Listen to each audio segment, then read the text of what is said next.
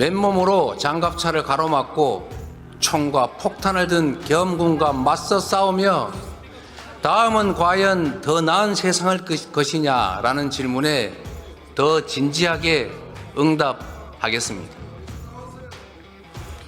국민의 주권 의지가 일상적으로 국정에 반영되도록 직접 민주주의를 강화하겠습니다. 지난 12.3 비상계엄 선포는 21세기 대한민국에서 납득할 수 없는 조치였습니다. 그런데 왜 비상조치가 내려졌는지 한 번쯤 따져봐야 합니다. 대한민국 정부 수립 이후 문재인 정부까지 74년 동안 발의된 탄핵소추안은 총 21건입니다. 그런데 윤석열 정부 출범 이후 거대 야당은 무려 29건의 탄핵소추안을 발의했습니다. 우리 헌정사에서도 세계 어느 나라에서도 이런 야당은 없었습니다. 더욱 기가 막힌 것은 탄핵소추 이유입니다. 이준석 방통위원장은 임명된 지 단 이틀 만에 탄핵되었습니다. 방송 장악을 위한 민주당의 정략적인 탄핵이었습니다. 이재명 대표는 대북 송금 사건, 대장동 백현동 비리 사건의 주범입니다. 그런데 이 사건을 수사한 검사들을 무더기 탄핵했습니다. 범죄 피고인이 수사검사를 탄핵하는 적반하장의 폭거였습니다.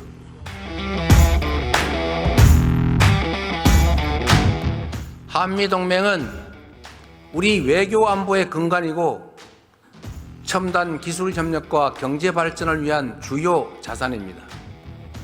민주주의를 공동 가치로 하는 한미동맹은 친위 군사 쿠데타라는 국가적 혼란 앞에서 민주주의 회복을 위한 우리 국민의 노력에 변함없는 신뢰와 연대를 보내주었습니다. 대한민국에는 세 개의 기둥이 있습니다. 바로 자유민주주의와 시장경제, 그리고 한미동맹입니다. 민주당은 이 세 개의 기둥을 뽑아버리고 대한민국을 혼란과 쇠락의 길로 이끌려고 합니다. 한미동맹은 대한민국 외교안보의 근간이자 대한민국 번영의 밑거름입니다. 하지만 한미동맹의 역사가 순탄하지는 않았습니다. 80년대 운동권은 미제국주의 타도를 외치며 극단적인 반미 투쟁을 전개하였습니다. 여기 계신 야당 의원님 중에서도 극렬하게 반미 투쟁에 앞장섰던 분들이 있습니다. 이제는 생각이 좀 바뀌셨습니까?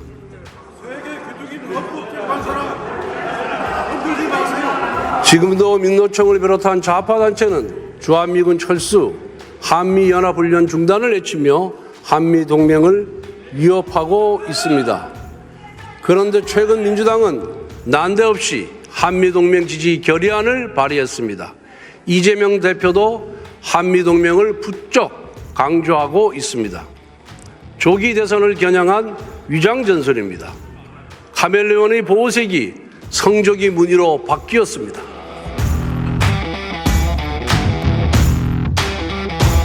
작년 9월 정부는 연금개혁안을 국회에 제출했지만 지금까지 국회 논의는 중단되었습니다. 정부안 제출을 다그쳤던 민주당이 막상 정부가 개혁안을 제출하자 논의를 거부했기 때문입니다. 그랬던 민주당이 갑자기 논의를 다시 시작하자고 합니다. 보건복지위에서 모수개혁부터 하자고 주장합니다. 민주당의 주장대로 구조개혁을 빼고 자동 안정화 장치도 없이 소득 대체율을 45%까지 올리는 모수개혁만 한다면 국민연금기금 고갈 시점이 고작 8년 정도 늦춰줄 뿐입니다. 그렇게 되면 미래 세대에게 엄청난 재정 부담을 떠넘기게 됩니다. 우리 세대가 좀 더 혜택을 누리자고 우리 청년들에게 빚더미와 암울한 미래를 물려주면 되겠습니까? 연금개혁은 기본 틀부터 바꾸어야만 50년, 100년을 지속할 수 있습니다. 그래서 국민의힘이 줄곧 모수개혁과 구조개혁을 함께 하자고 주장하는 것입니다. 아울러 국민연금 수익률을 더 높일 수 있는 방안도 모색해야 합니다. 수익률이 높아야 연금 재정도 건전해집니다. 연금 개혁처럼 당장 할 수 있는 것들도 있습니다. 만시지탄이지만 우리 국민의힘 측에서